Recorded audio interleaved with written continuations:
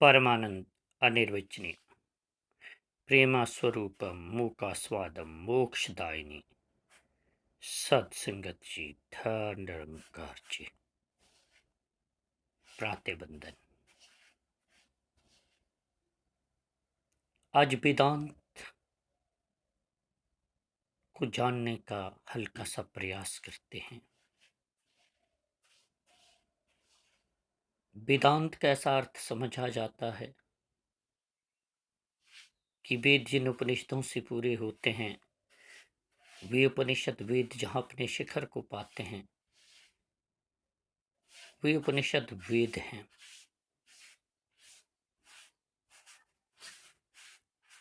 ऐसा अर्थ कुछ गहरा नहीं और ज्यादा उचित भी नहीं जान पड़ता। वेदांत का अर्थ है वेद, जहां अंत से ये शब्द बना, और वेद का अर्थ ज्ञान, जहां समस्त ज्ञान का अंत हो जाता है। अंत वेदांत, जहां समस्त ज्ञान समाप्त हो जाता है, जहां जानना भी छूट जाता है, सिर्फ होना ही रह जाता है। वेदांत का ठीक ठीक अर्थ है जहां जानने की भी अशांति नहीं रह जाती, जहां सिर्फ व सिर्फ होना ही रह जाता है, केवल मात्र आपकी उपस्थिति। जानना भी एक तरह का तनाव है। आप खड़े एक वृक्ष के पास, फूल को जानते हैं, जो जानता है वो भी तनाव में आ जाता है, क्योंकि जानना भी एक प्रकार का तनाव है, जानना भी एक तरह की अशांति है। जानने में भी आप थक जाएंगे, जानने से आप एक दिन उब सकते हो। थोड़ी देर में आप जानने में भी आनंद नहीं खोज पाओगे, बल्कि बचना चाहोगे, क्योंकि जानना भी एक क्रिया है, एक चेष्टा है, एक प्रयास है। और ये परम तत्व अप्रयास ही मिलता है।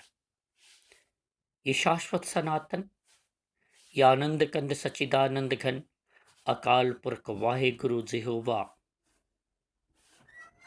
अनेक नामों से इस एक अनाम शाश्वत सनातन को जानने के लिए चेष्टा की आवश्यकता नहीं, आवश्यकता है तो हो जाने की।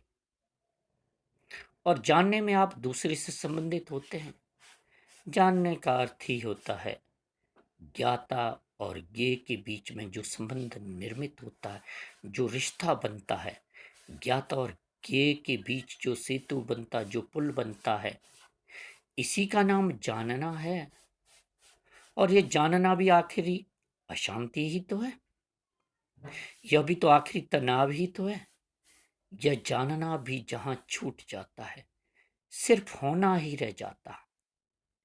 इस होने में जहां जानने की तरंग तक नहीं उठती है, जहां कोई स्पंदन नहीं होता, जहां कुछ जाना भी नहीं जाता, जहां कोई जानने की आकांक्षा भी नहीं है, इस परम विश्राम के क्षण को ही मैं वेदांत कहता हूं। और वेदांत को उपलब्ध होना भी यही है। वेदांत का अर्थ है ज्ञान का जहां अंत हो जाए, ज्ञान से भी जहां छुटकारा मिल जाए। ज्ञान भी गहरे अर्थ में एक बंधन ही तो है। इसीलिए आइए इस दिव्य यात्रा को हजूर सच्चे पातशाह की कृपा से ये जो बख्शिश हुई है, ये जो मिला है, हर प्रक्रिया को, हर चेष्टा को छोड़ते चले जाएं, छोड़ते चले जाएं, और ज्ञान के प्रति सचेत हों। उसे पकड़ लेना भी अज्ञान ही है। सुनने में आता है कि अज्ञान छूटता तो आदमी ज्ञानी हो जाता, और जब ज्ञान छूटता है तब आदमी अनुभवी हो जाता है। आइए विचार करें, आइए मनन करें, चिंतन करें, क्योंकि जो जानने योग्य है वो स्वयं पूर्ण का अनुभव ही केवल्य है। स्वयं पूर्ण का अनुभव ही केवल्य है। केवल्य का एक ही अर्थ है, एक ही आकांक्षा है, परम स्वतंत्रता। ऐसा क्षण आ जाए चेतना में जब पूर्णतया ये आनंद कंद सच्चिदानंद घन परम पिता परमात्मा शाश्वत सनातन ही रह जाए, सारी सीमाएं समाप्त हो जाएं, सारी आकांक्षाएं समाप्त हो जाएं। उपनिषदों में ऋषियों ने, मनीषियों ने बड़ी सुंदर प्रार्थना की है। मूल रूप में केवल्य उपनिषद का ये ऋचा कहूं, सूत्र कहूं, श्लोक कहूं, आप पे निर्भर है। आप जो कहना चाहें। वो क्या कह रहे हैं?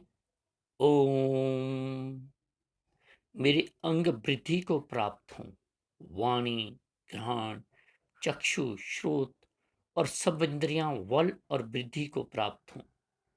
सब उपनिषद ब्रह्म रूप हैं।